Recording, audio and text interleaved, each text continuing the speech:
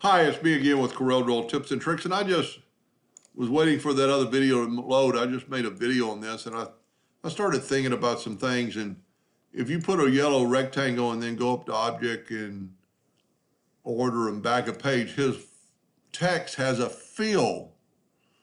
So that could have been one of my problems earlier.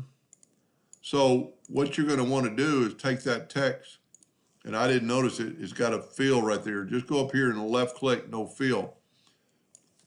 It doesn't really change too many things, but you could do a couple of things differently. You could make a duplicate of the, I've already changed my nudge factor back. And see, I changed this deal, but I backed up and changed our nudge factor to 3. So when you make a duplicate, it does matter that you have that not set so like that. So we're going to Control D and move that outline down. And now this time we can go back minus front. Takes everything else away, then fill that in and then nudge that down.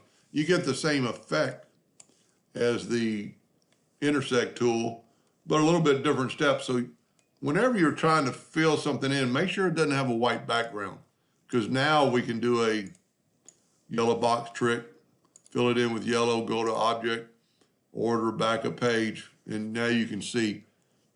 And I didn't really test the first one, whether it really had that, and that could cause you a problem when you're engraving it, that white could actually engrave instead of being transparent.